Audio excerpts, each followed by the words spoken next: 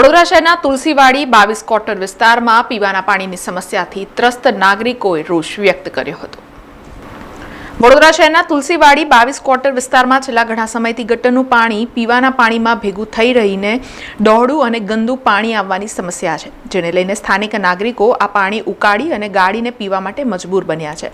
પરિણામે આ પ્રકારનું પાણી પીવાથી વિસ્તારમાં રોગચાળો ફાટી નીકળવાનો પણ ભય રહેલો છે। તુલસીવાડી 22 ક્વાર્ટર વિસ્તારમાં પાણીની જફામારી ચાલી રહી છે। એ મહામારીના લીધે ઘરે ઘરે બીમારી ફેલાઈ રહી છે, એનો કોઈ નિકાલ આવતો નથી અને પાણી પણ બહુ ડહોળું આવે છે।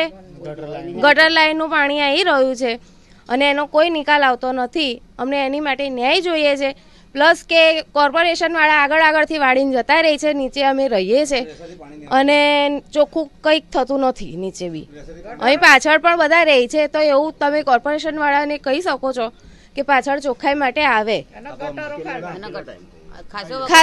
ખાસો ટાઈમ થઈ ગયો છે એ વાતને પણ, અને ગટરો પણ ઉભરાઈને બહાર આવે છે, તો એનો કોઈ સળિયા મારીને જતા રહે છે, પણ કોઈ કશો નિકાલ આવતો નથી એનો।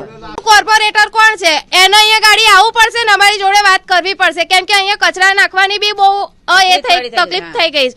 કચરાવાળાની ગાડી આવે જ છે, કાગળ આવે છે, અહીંયા ગાડી કોઈને ખબર પડતી નથી। કોર્પોરેટર કોણ છે એ જ અમને તો ખબર નથી, ખાલી વોટ લેવા આવે ત્યારે જ આવે છે અને વોટ લઈને પછી છૂટા બેસી જાય છે। આટલું પાણી ભરાયું તો બી કોઈ આવ્યું નથી કે ખાધું શું પીધું કશું જ નહીં, કે તમે કેવી હાલતમાં છો। ખાલી તળાપા આગળ ફરાવડાયા છે, પાછળ શું છે એ ખબર જ નથી। ગલીમાં આવતા જ નથી, નહીં કચરા વાળવા માટે આવતા, પાછળ આવીને જોઈ શકો તમે કે પાછળની હાલત કેવી છે।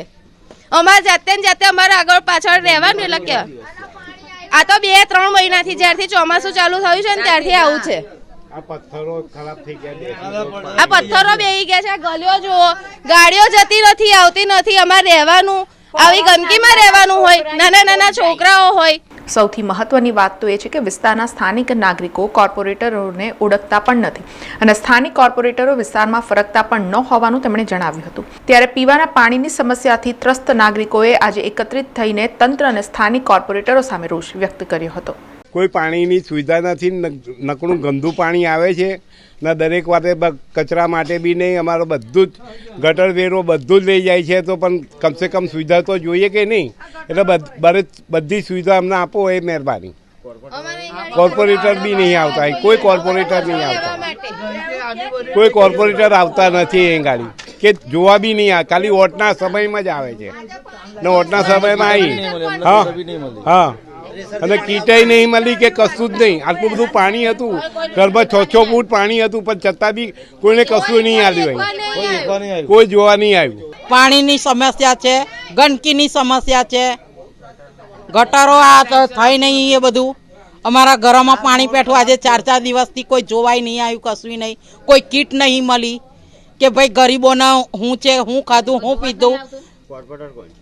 અહીંનો કોર્પોરેટર કોણ છે આપણો?